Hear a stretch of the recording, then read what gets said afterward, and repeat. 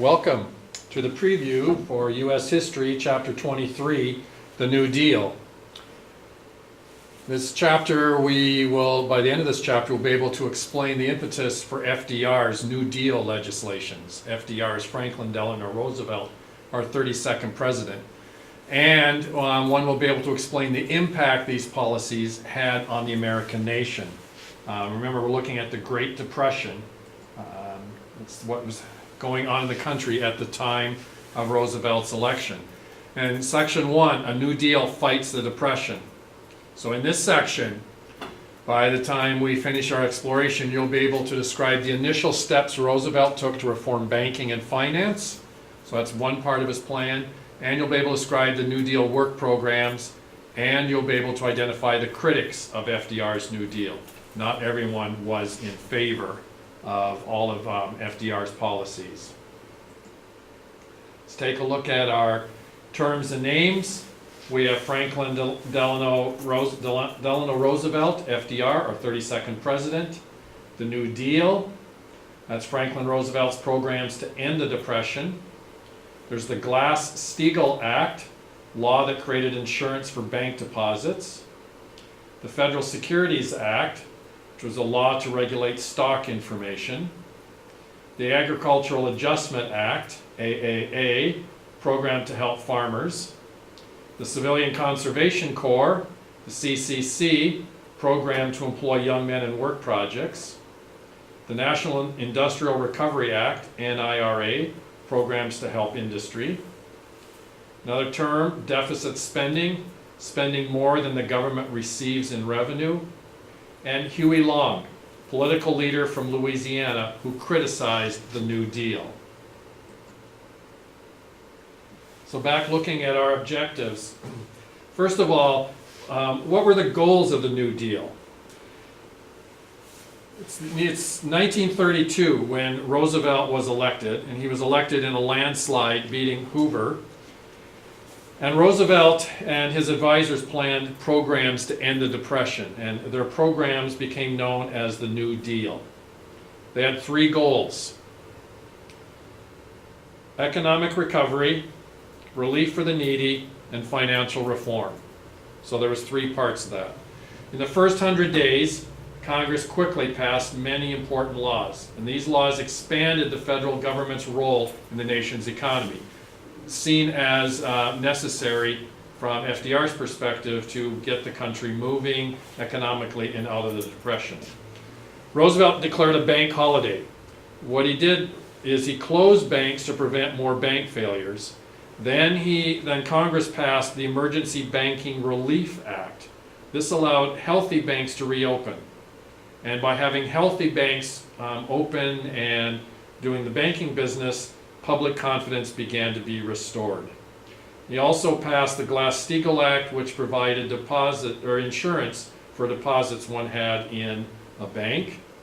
And the Federal Deposit Insurance Corporation gave people additional confidence. Another thing that happened is Congress passed the Federal Securities Act. This was a law that required companies to give accurate information regarding stocks. And later on, Congress also created the Securities and Exchange Commission to regulate the stock market. Lots of what was happening in the world of stock and finance, for that matter, was unregulated. FDR, also what he became known for, his fireside chats. And these were radio talks with the American people where he explained the New Deal and he asked for their support. Now, who did the New Deal help? Well, one of the places that Roosevelt devoted attention was to helping farmers and workers. So we have the Agricultural Adjustment Act, AAA, which helped to raise crop prices by lowering production. So you're producing less, but you're able to then make more money because of the demand for those crops. The New Deal also included programs that gave relief through actual work and cash payments. One of those programs was the Civilian Conservation Corps, the CCC, which put young men to work building roads and planting trees. There was the Federal Emergency Relief Administration, FERA, which provided direct relief of food, clothing, and cash for those that needed such things. The National Industrial Recovery Act, the NIRA, set codes of fair practice for industries. It guaranteed workers the right to organize unions. The NIRA set up the National Recovery Administration, which was the NRA, which was designed to stop the trend of wage cuts, falling prices, and layoffs. So it was trying to provide some stability in the work world. The Homeowners Loan Corporation, the HOLC, was another program, and it provided government loans to homeowners who faced foreclosure because they couldn't make their payments.